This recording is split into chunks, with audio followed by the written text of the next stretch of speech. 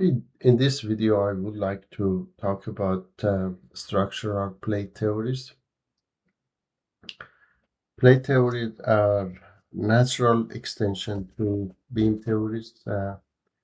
If you have seen the videos on beam theories, you could connect these two together more systematically, shall we say. And if I want to summarize it here, that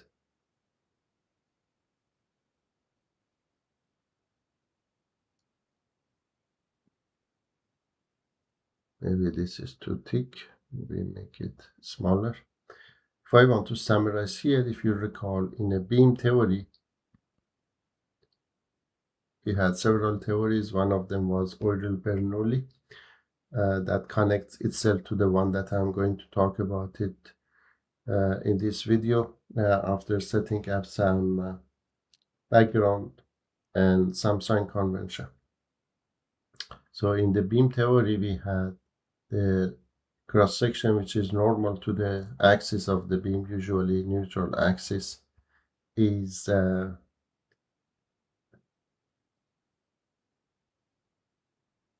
deflected in the z direction, assuming that x and z coordinates here and y perpendicular to the screen. So this cross section initially is normal and it will transfer normal and then rotates such that becomes normal or stays normal to the tangent to the elastic curve at that point. And then we extended that to Timoshenko beam theory that says that this normality constraint could be relaxed, and we got several good results out of that. Now, in a three-dimensional body, if I want to maybe show it schematically here, a beam is in principle a three-dimensional body.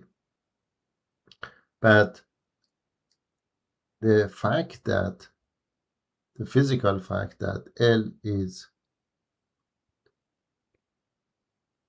much larger than in-plane, cross-sectional in-plane dimension of the beam enables us to take this three-dimensional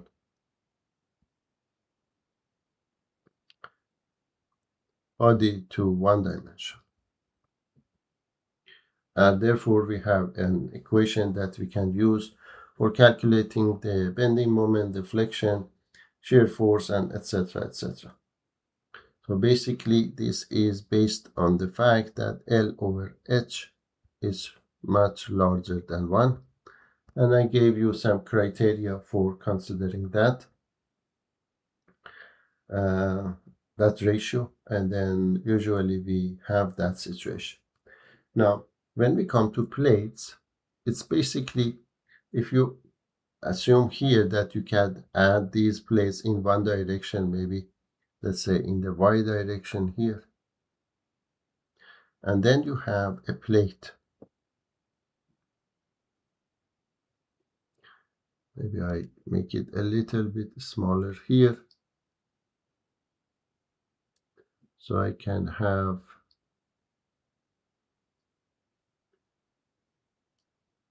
more room.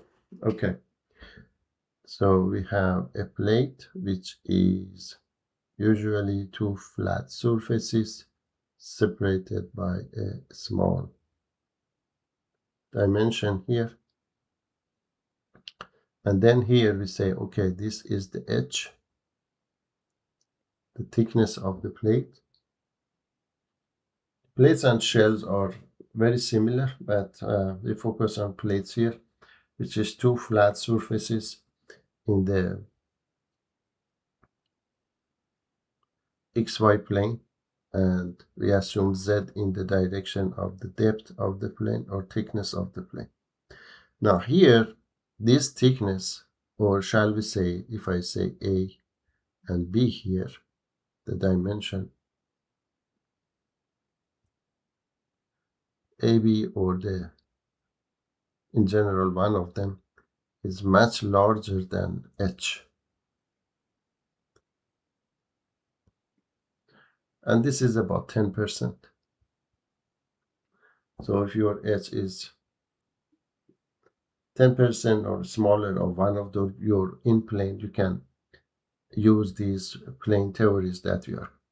One may ask, why do we need to take the effort to develop these theories? Well, it was developed in the past, in the history of continuum mechanics. But why do we go through that effort to do this? Because we want to benefit from this dimensional ratio and kind of asymptote the 3D to a less dimensional or less number of dimension as we did in beam. And here we take this 3-dimensional space to a 2-dimensional space for plates. So basically we assume that the variation along the thickness of the plate is negligible compared to the variation to the in-plane variation of the plate. So according to a load, you may have some load here. Could be distribution, could distributed load, could be point load, or anything like that. So we say that. So this is a huge advantage here. And then this is that's why we do this. Now you may say that these days we have powerful numerical methods like finite element methods, and we can quickly take care of the 3-dimensional stuff. Yes, that's true, and that is something that one may do, or in engineering offices or universities courses we may do, and we do such a thing. But at the same time, these theories are helpful and enables us to do faster maybe calculation, or at least understand the behavior of these structural members. Okay, so kind of why we do this and how we do it based on this 3D to 2D, and then we go. There are several beam theories. It's a big list, and this big list, there's a reason for that, and people are still probably working on these beam the theories. The first one that I will go through is Kirchhoff-Love plate theory, which is very close in terms of assumption to the Euler-Bernoulli or technical theory of beam theories. And there are also another one that I will go through, not in this video or in the first 2 videos of this series, and that is Mindlin-Reisner plate theory that I will, and that connects itself to the type of Timoshenko types of assumption. So let's start with the relatively simple one, although as you will say it's not simple, because we go from 1D to 2D, and then we have to take care of more things in order to capture this. Now, one assumption that we always do, and maybe I draw this for our reference again.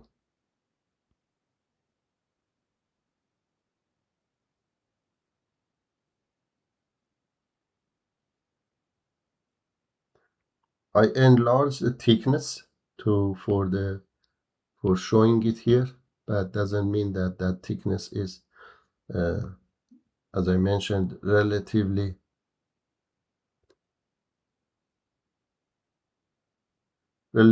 this thickness is small compared to this.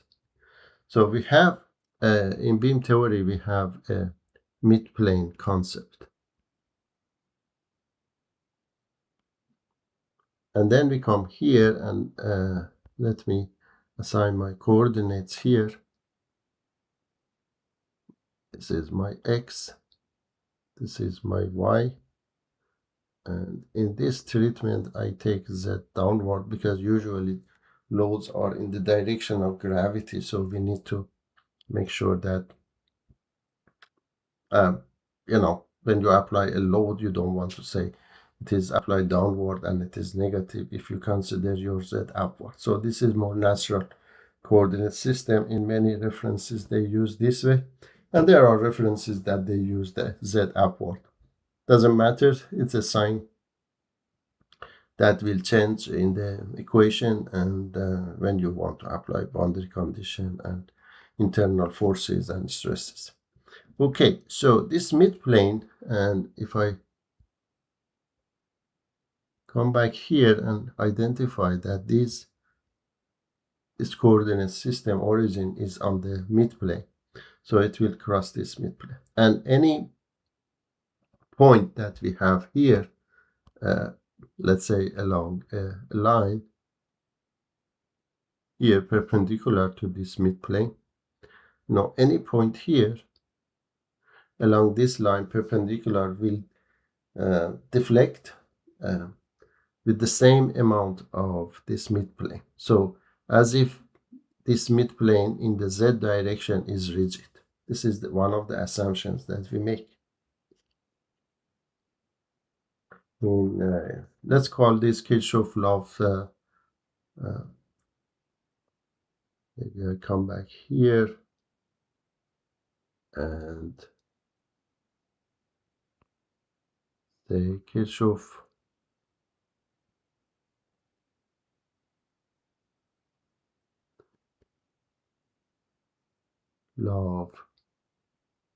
theory assumptions.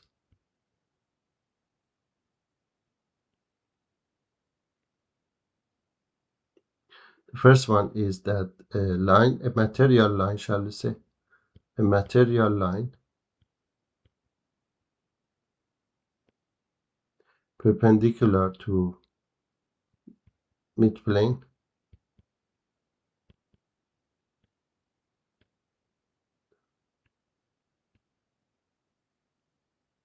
stays a line, and perpendicular to the deflected midplane. Obviously this midplane will deflect. A quick sketch here that you may get a plane like something like that. So this midplane will deflect, and then but if you have a material line that as I shown here in green, this material line will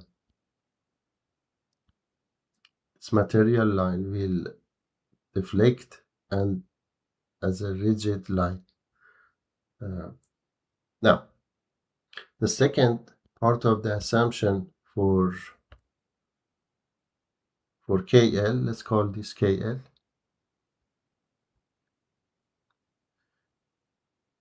is that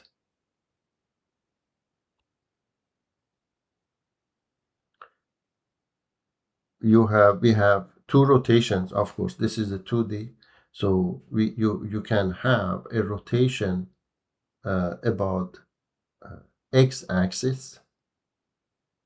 Let's say you have a rotation about x-axis. I call it yx. Or you can have a rotation about y-axis.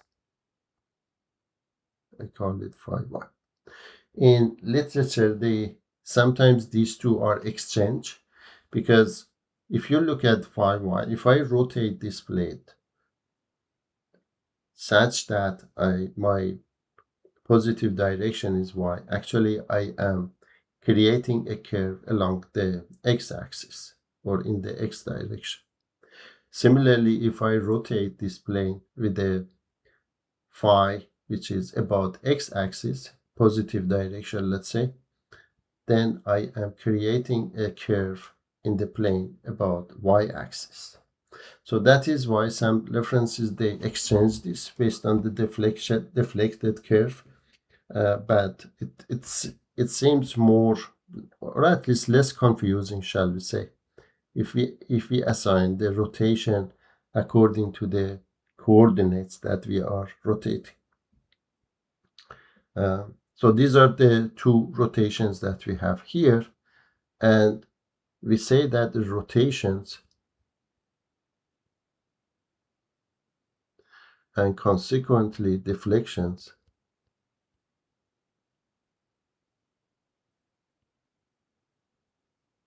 are small. So what do we mean by small? Means that we can replace sine with the angle, of course in radian, and cosine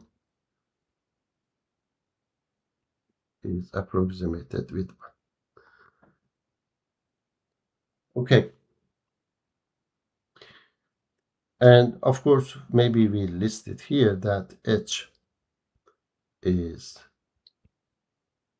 smaller than in plane dimension.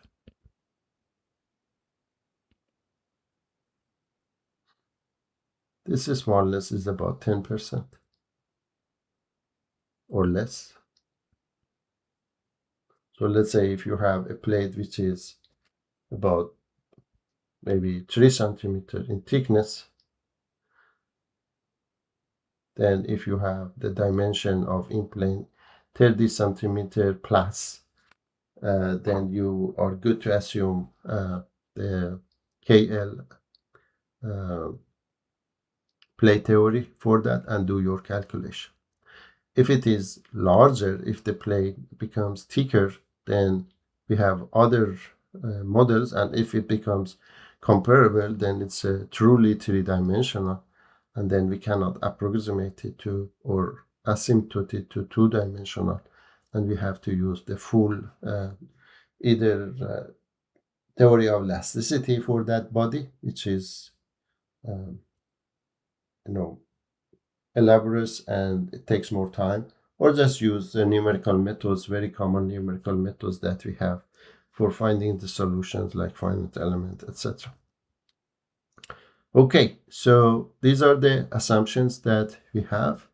Now we would like to, of course, here if you come and look at this, this is basically, if I take, maybe draw this the curvature that phi y creates, and then the curvature that phi x creates, and then you come here and say, okay, at this point I have two tangents. This is due to phi y. Along the x you get some curvature, and therefore you have some theta here, slope, and this is due to phi x, rotation about x-axis, and therefore you get a tangent here, slope here. So these are important because if we want to satisfy the perpendicularity, or if you like normality, according to Kirchhoff assumption or KL assumption, that this green line will remain normal to the deflected midplane, which is, if I want to use the red here, to the deflected midplane at the point that we are considering. Therefore I have to consider both of these rotations and their effects on this midplane deflection. Now, this is the point that I have seen in many books. They go to sketches, very artistic sketches, and relate these rotations that we have here to the slope at the point that you are considering, the slope to do, in the x and y direction. And then based on that, we proceed to basically derive from the kinematics, the kinetics of the plate. So I come here and say, okay, that is very much sketch related approach. Here I introduce another approach, which is, I believe, is more rigorous, and it is more straightforward in terms of understanding. So the plan is to go from kinematics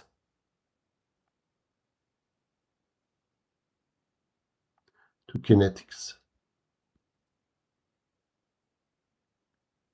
for analyzing the plate based on the assumptions that we got, based on the KL assumptions.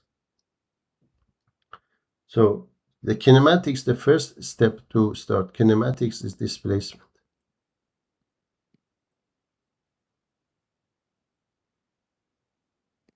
So I need to get my displacements.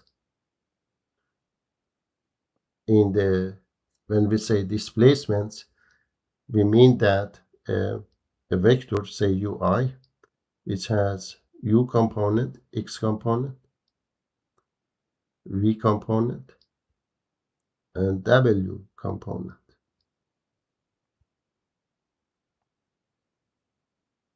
And these functions, we need to identify them based on these assumptions. These assumptions are the foundation that will give us our kinematics.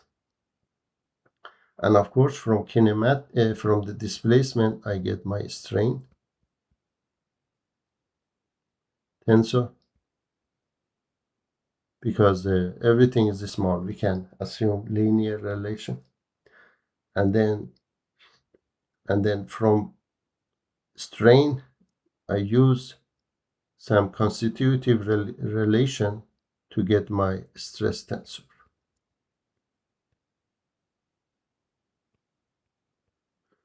So basically, what we are saying is that if this load is applied in this plate, it will deflect. We are assuming that the kinematics of the movement of the plate can be summarized in the mid-plane deflection, and any point perpendicular to this mid-plane will move in the x and y direction and z direction such that this line acts like a rigid line along the z, and it will have some rotation about x and y, and then we are interested in those rotations and deflections in terms of the tangent to the elastic curves at that point. And therefore, if I come here and calculate based on this plan, I can summarize everything into a variable, let's say w, which is the deflection in the z direction. Okay. So how do we do that? In the several videos, I explained the rotation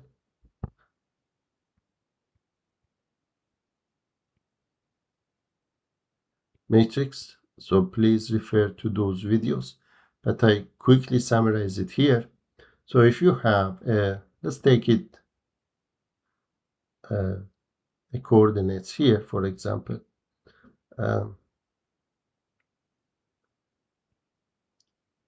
This is on the side. Maybe I use the same coordinates so we don't get confused with different coordinates here. Okay. So if I come here and say, okay, this is my x This is my Z. Let's call it 1, 3, and this is my Y, 2. And if you have a material point or a vector, shall we say, here in this plane, in this three-dimensional space, let's say I use index notation for vectors.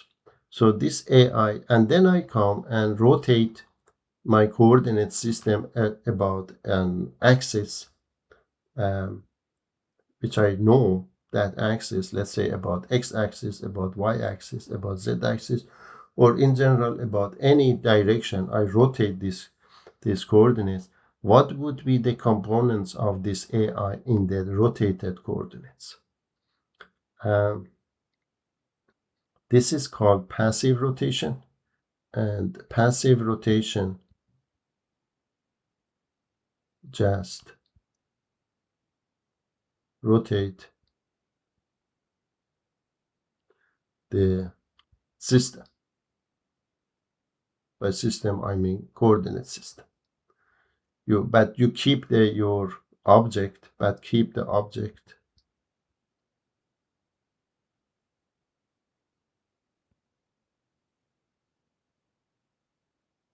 let's say here AI fixed. Basically, you want the components. You want to know the components of AI in rotated coordinates. How do you do that? Depends on the number of indices, but you need to have a rotation matrix. And rotation matrix, if I call it Rij, which is a matrix 3 by 3, is Ni and J plus delta Ij minus Ni and J cosine theta plus capital epsilon ijk permutation symbol nk sine theta. This is called Rodriguez equation. Theta is the amount of rotation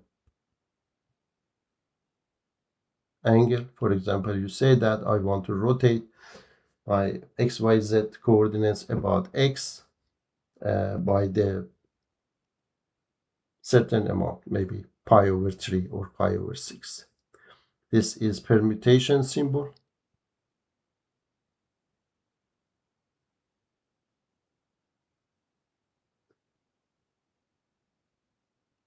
It is 1 or 0. It is 1 if I, j, k are even permutation.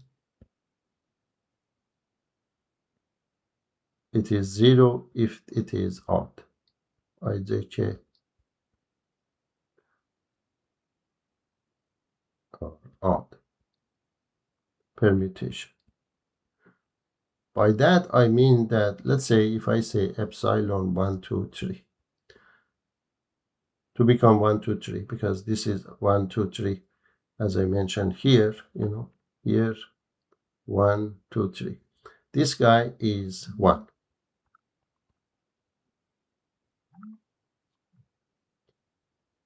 Also, if you come here, say 1, 2, 3 to get your order in on the side. So 1, 2, 3 is 1. Also 2, 3, 1. Epsilon 2, 3, 1 is 1.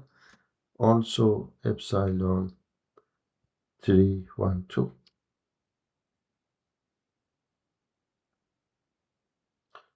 Now, if you get, let's say, epsilon 2, 1, 3.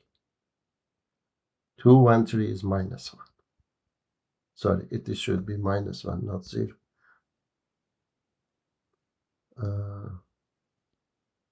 Minus 1. And there is a 0 case. And epsilon 1, epsilon 1, 3, 2. And epsilon 3, 2, 1. These are minus.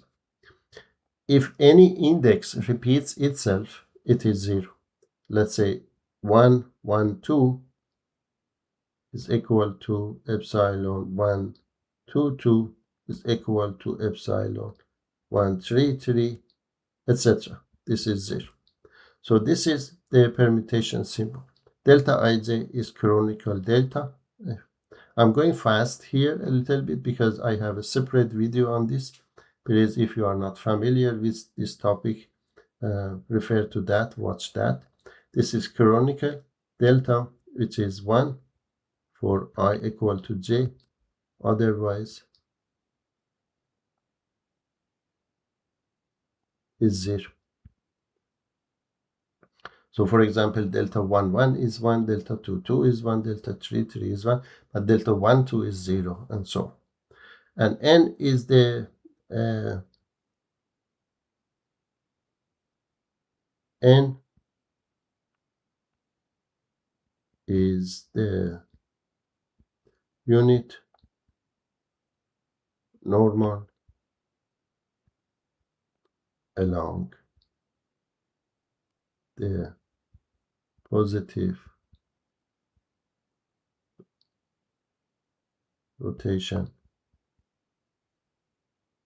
axis. For example, if you are rotating about x-axis, this becomes 1, 0, 0. Okay? And then you can work out this formula. The result is a rotation matrix. No, but this is passive. If you have active rotation,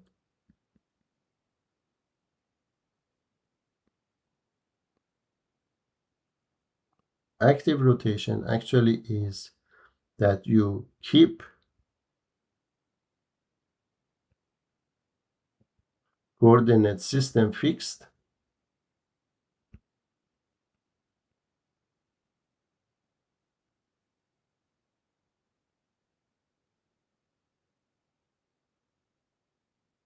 but rotate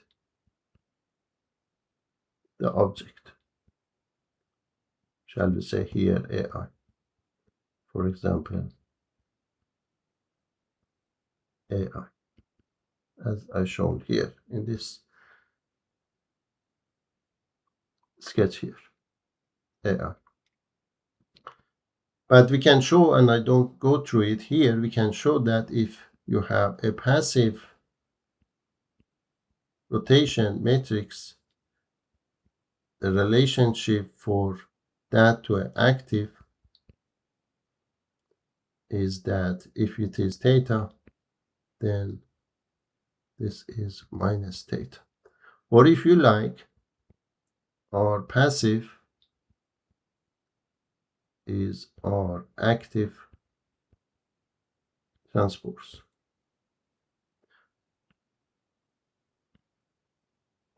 Okay, so these are useful because what we do here is in continuum mechanics, because of the small deflection and things, we can assume that our original coordinate system can be referred to for deflected quantities as well. This is a very detailed discussion in continuum mechanics, but I will not go through it here. But that is why we keep our x, y, z. That's why in beam, when we have deflection, we don't we don't consider a new coordinate system. We consider the same coordinate system, but our quantities are moved, our object is moved. So we use active rotation.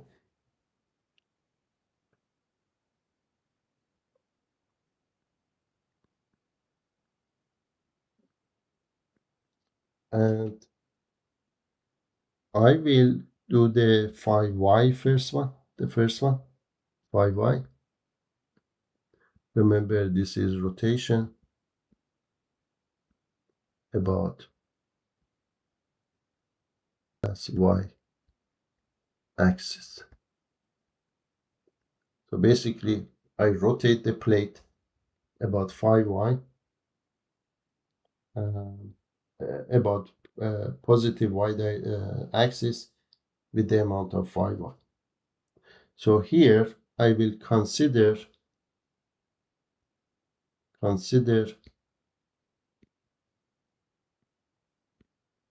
L, my line element perpendicular to the midplane, is as 0, 0, and z, which is equal to z 0, 0, 1. You may say transpose because these are vectors.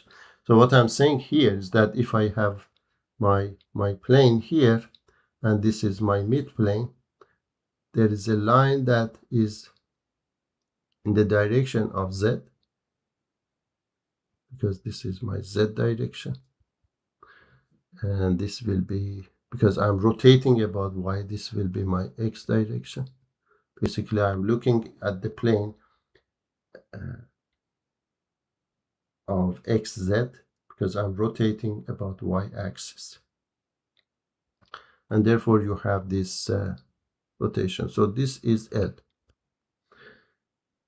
in this direction. This is the unit vector in this direction, which is our material element. Now, because my rotation is about y axis, n, usually I say it, ni, is about y axis. It is 0, 1, and 0. So these two you have to understand this in order to proceed.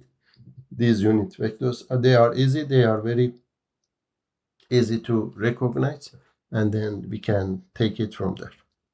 Okay, so if you do that, and then my active, I call it for y active.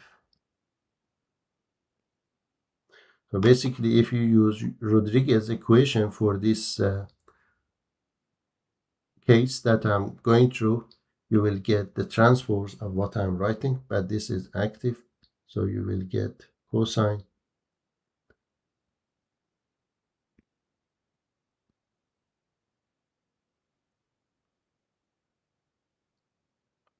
okay, you will get cosine phi y, 0 sine phi y, 0, 1, 0, minus sine phi y, 0 cosine phi y. This is my notation. And then I want to get the new position or new vector, say L prime, due to this rotation. Therefore, I might say L prime rotated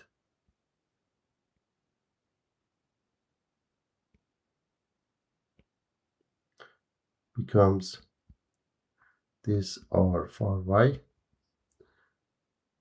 that I have multiplied by my L initial material. I will write maybe, okay, let's keep this Z here, but this Z could be one unit vector, and then we multiply everything by 1.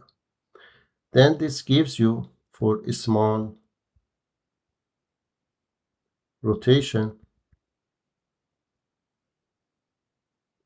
which is the assumptions that I mentioned here,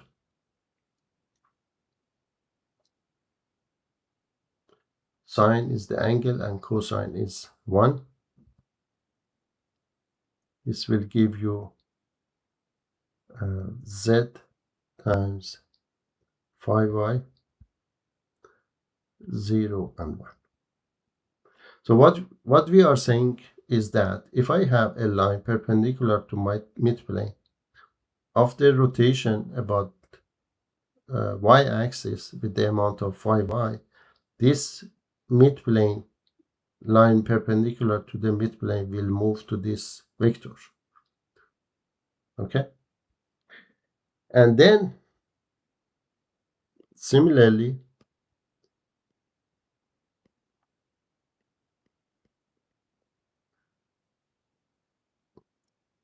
rotation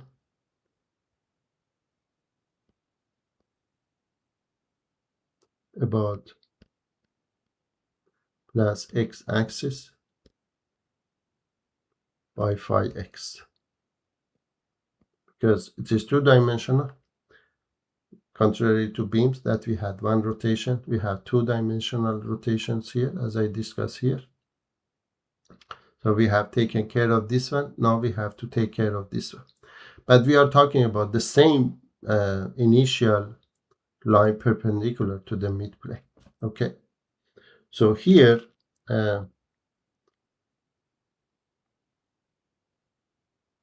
here my unit vector about the rotation axis is 1, 0, 0 because it's about x-axis.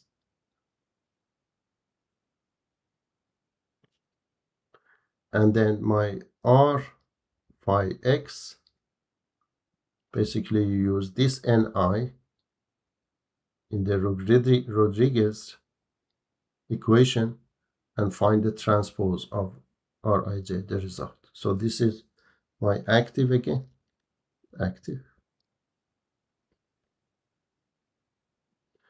Okay, so this is basically 1, 0, 0, 0, 0, cosine this time phi x minus sine phi x, sine phi x,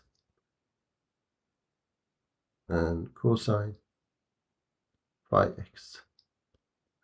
Note here that rotation matrix is not symmetric, necessarily is not symmetric. And therefore, if I come here and say this r phi x multiplied by my resulted deflected L, let's call it L. Yeah, okay, L prime. We call it phi y 0, 1, phi y 0, 1. Okay, and there is a z here. Let's call z multiply here. This becomes z phi y minus phi x and 1 after applying small rotation. Let's call this L double prime, vector L double prime, the final.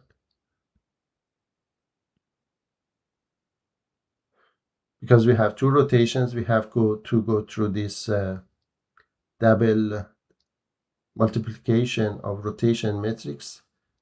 So this is the celebrated results for this. So what I'm saying is that this L, which is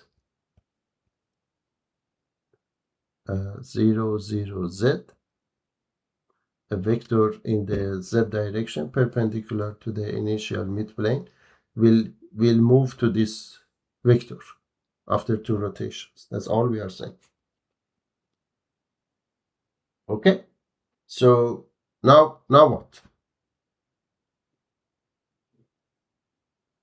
One thing that we can observe here is that we get 1 here, meaning that the z location doesn't change because, as I said, it is rigid. At x location goes to z phi y, and y location goes to minus z phi x.